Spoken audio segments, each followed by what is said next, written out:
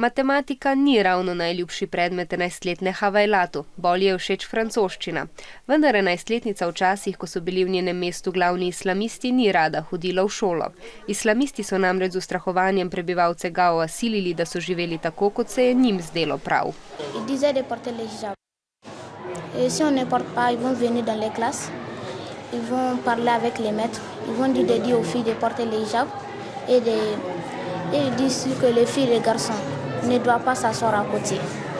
Islamiste so iz Gaoa pregnali vojaki in zdaj lahko Havajlat v šoli sedi, kjer želi, in tudi razred zapusti skupaj s fanti.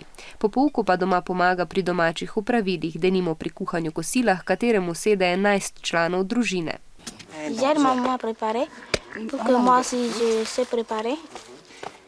Po kosilu vsi posedajo v hiši, zunaj je namreč preveč vroče. Igra se z bratom, čeprav prizna, da bi se najraje igrala s prijatelji.